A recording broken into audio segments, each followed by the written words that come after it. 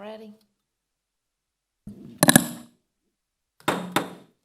Good morning. It's 8:40 a.m. on Tuesday, August the 8th. I'm calling to order the Management and Internal Services Committee meeting for this month. We have already prayed and pledged, and let's see, we have a quorum with all three of us present. Need approval of the minutes of the previous meeting. Thank you. And don't have any presentations, but I do have a young man here who is working on his merit badge for Scouts. Will you please stand up? Come on up to the front. I want to see you. Come up to the front and tell me your name and address and where you go to school and all those fun things. That's perfect. That's perfect. Yeah.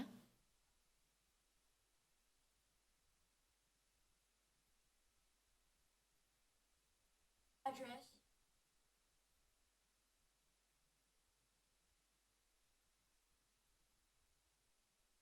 I'm doing this for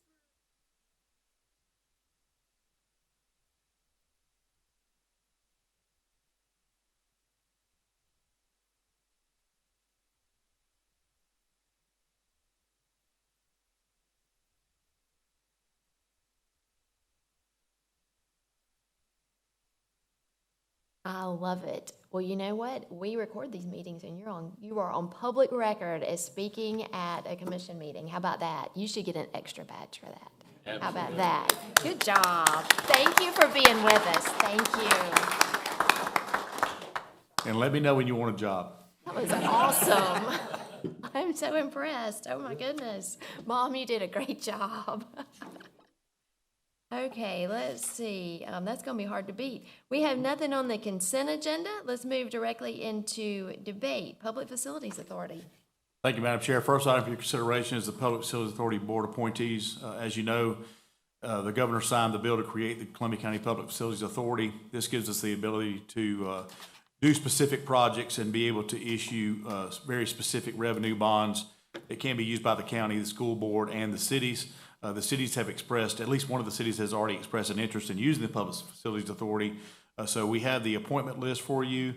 You can see the list of recommendations. The law does allow us to have up to 3 commissioners and staff on the Public Facilities Authority. As you can see, we thought it was in the best interest, the board thought it was in the best interest to have a couple of commissioners there. So you'll see the list that appoints Vice Chair Richardson to the authority, Chair Malier to the authority, myself as the county manager, and then the District 4 appointee is a citizen, Andy Finch. Chairman Duncan is still speaking to his appointee, so we would ask to move forward with the recommendation of the 4 people that you have on your list, with the chairman's appointee either coming by the commission date or after. If you choose. For point of clarification, are Commissioner Richardson and I appointing each other, or? No, so you appointed Commissioner Richardson and Commissioner Vice Chair Richardson appointed you. Okay. Commissioner Skinner appointed me, Commissioner Couch appointed Mr. Finch, and then the chairman still has an appointment. So that's not a typo. That was on purpose. That is the correct way to do that. Off, I guess. Okay. Any questions or comments? It could go either way, Mr. Chairman. If you want to debate your appointment, you could certainly send it to debate. If you have an appointment, we'd probably pull it. So probably debate would be the proper place. Motion to debate. So moved. Thank you. Next item we have for your consideration, this is additional personnel for the sheriff's office. The sheriff contacted me requesting additional 4 additional school crossing guards. These are for obviously the growing number of students that we have, and there was a need for 4 additional guards. At this time, since we just passed the budget and the sheriff is underspending his personnel budget, we're not asking for any additional funding.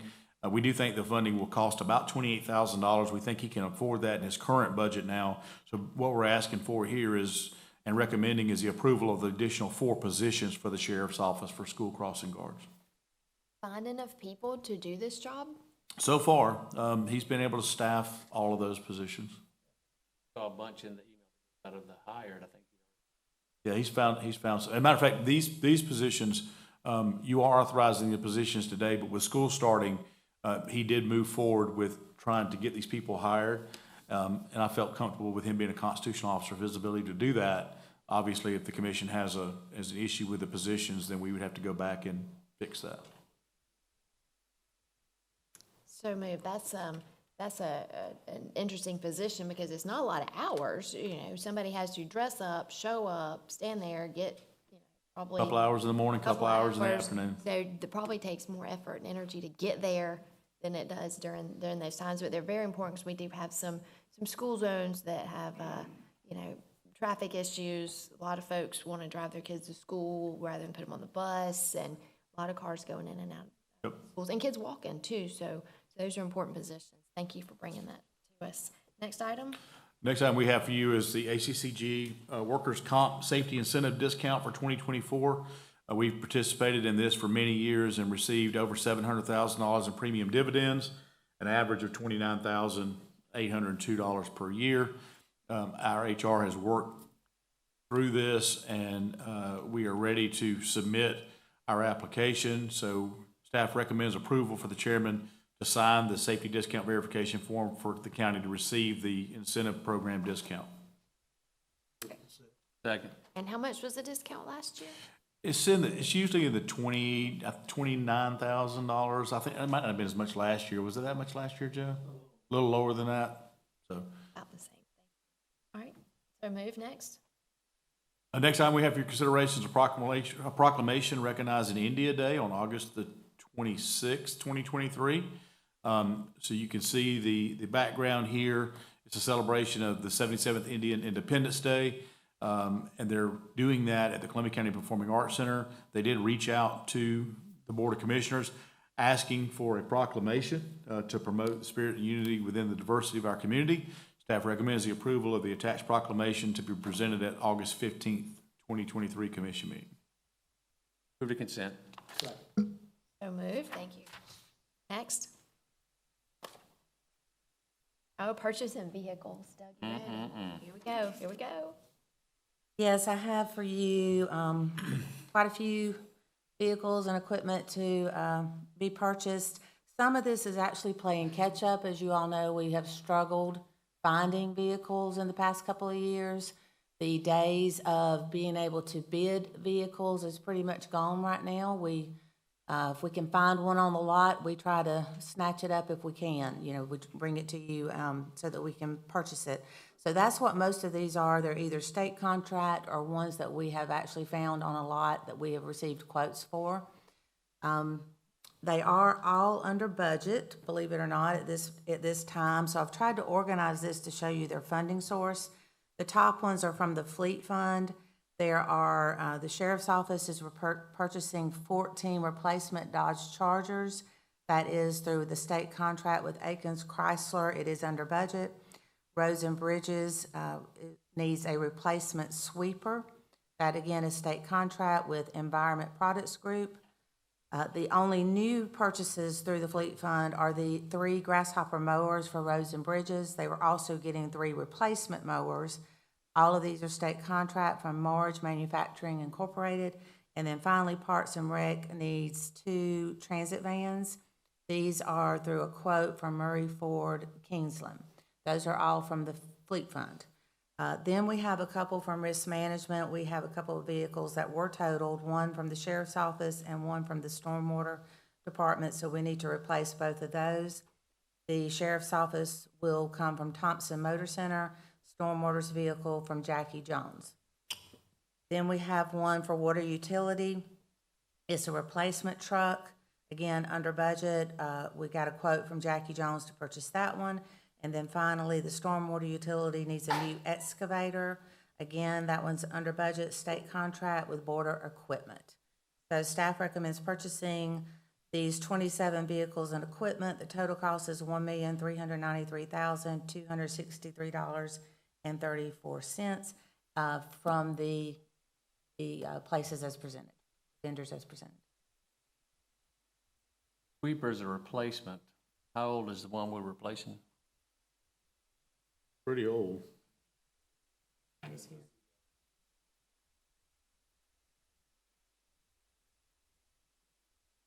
Don't know how old it is.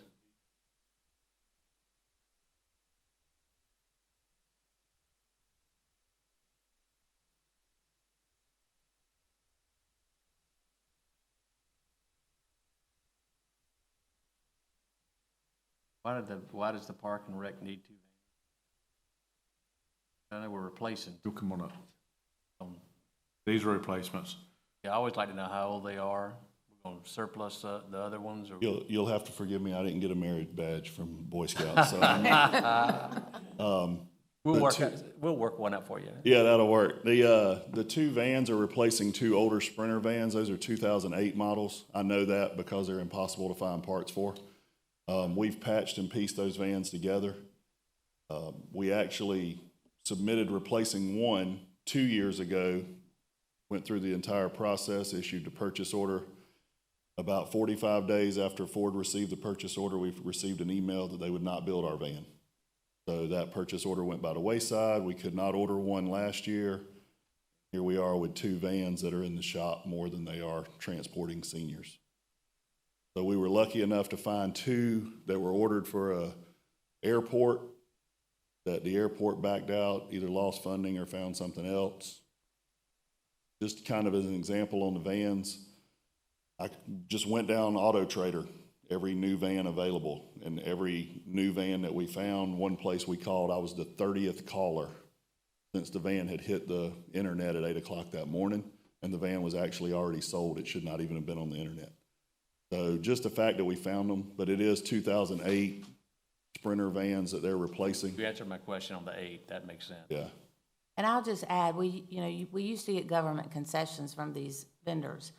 There's no longer any government concessions. They can sell it to you and me before they would sell it to the government. That's why it's so difficult. And so we're paying pretty much the same price that an individual. Almost would pay. retail. A lot of these dealers that you see, you'll see them numerous times because we've worked with them in the past. And so we try to reach out to the dealers that try to take care of us because of our history with them. So a lot of times what you see is just an incentive that they give, either selling it off the lot, they give us $1,000 rebate, or they try to find the best way to sell it to us. But again, the government concessions are almost none. Hopefully that'll change now that things have loosened up. Supply chain. I think just finding them on the lot kind of shows us where we are, because previously it was just unheard of. Nothing. Dealerships now, they're stocked with vehicles, so. Job in today's environment to find them and get them a budget for that. The excavator, why do we need a new one? I think that it's and someone else may speak to this because it is under stormwater, but I think that that's a unit that's kind of between two sizes that they currently have. And so they're kind of looking to fill that gap. They've got some smaller excavators, and then they have one very large excavator that requires a moving company to move it from site to site. This one kind of gives them a little bit more mobility. Matt, do you know?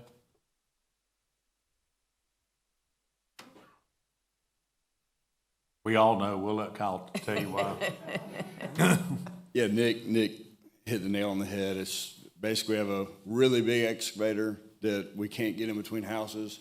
We have a really small excavator that we can get in between houses, but it can't do the job. So this is that mid-range size, because we do a lot of replacements of systems and pipes that have failed in between houses or businesses or in tight areas with utilities. So it's a size that's big enough to do the job, but small enough to get in small, tight locations. Not the little mini X you see, but it's not the huge one. We're having to do many of these projects ourselves. Y'all know, you realize this, there are times we put out a bid that we'll either get no bid or we'll get one bid. Contractors are busy. When you have a sinkhole in your yard, or we have a situation where a stormwater pipe is caving in, we've got to be able to go fix that. And this is a piece of equipment in between those two to be able to do that. And 123 for that's not. Never bought one. Well, that's not true. I guess I'm buying one right You now. buy one off. I can tell you, you won't get that price if you go buy one. That's right. The 3 new mowers, is that because we have another crew? Yes, That's the Gateway crew That's the new that you crew. added. It's a new crew though, so. Second. So moved. Thank you. I appreciate it. Thank you. Next. The next item is the safety incentive discount on our property and liability side with ACCG. We have met the minimum requirements to receive this discount. It's a 5% discount off of our premium. This is for the 24-25 year. We have to go ahead and apply for it prior to them working up our package for the next year. So the verification form needs to be signed by the chairman and submitted by September 15th. Staff recommends approval. Move to consent. So moved. Thank you. And the final item I have for you is to add a cell phone allowance to one of our positions in the fleet department. This is our parts clerk. He currently has a county-owned phone, which I believe is currently messed up or broken or whatever at the end of its life cycle. Instead of replacing the phone, we'd like to just do a cell phone allowance because he is the last technician within the fleet department to have a county-owned phone. So we'd like to put him on the minimum cell phone allowance of $720 a year. Move to consent. So moved. Thank you. Anything else, Ms. Reese? That's it. Mr. Blanchard, why are you sitting over there today? Just keeping you on your toes, All ma'am. right, all right. What are we doing? What are we doing this month? All right, the first item I have for your consideration is a dark fiber individual right-of-use agreement with Segra. Segra is one of Broadband's longtime business partners, and they have a situation where they want to serve a customer, and they want to use a strand of our dark fiber to do it. So they've requested to lease that one strand of fiber over a 3-year period through this agreement. The overall revenue to Broadband is going to be $5,927.40. Staff recommends approval. At $5,000 a year or $5,000? Total. This is a small one. We have some big fish that we get, and this is one of the smaller ones. Second. So moved. Thank you. Got one more? Yes, ma'am. This is the payment for the annual support license agreement for IAS World Software. This is the software that's used by the tax commissioner and the tax assessor's office.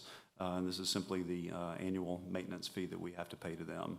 It is part of the IT department budget that's been approved here. So moved. Thank you. Anything else for us today? Ma'am. I have no other committee reports I'm looking at. Do we have any legal matters? No legal matters this morning.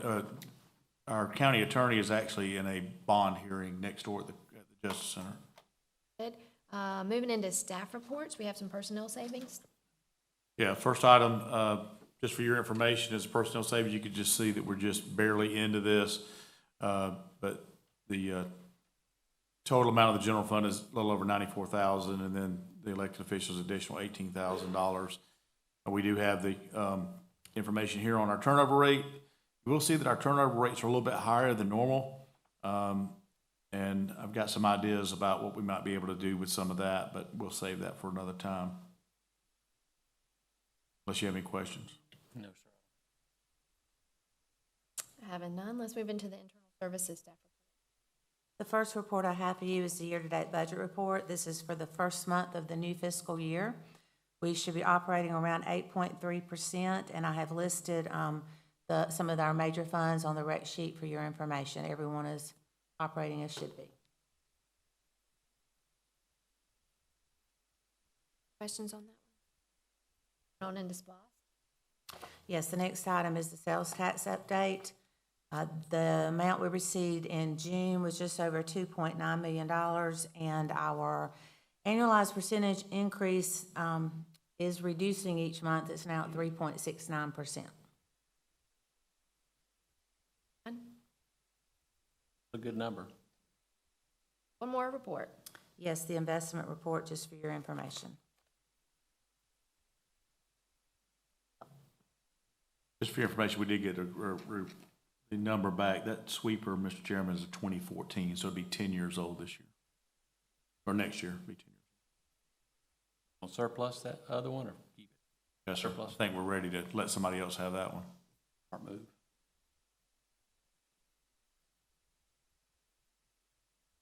Investment report. 5%. Yes, our local institutions have really been hungry for our funds and are paying good prices for it. 7. Have the ability to move, some of these are like, maybe that they have, but 0.6. Those are older investments, and I'm just waiting for them to mature. Okay.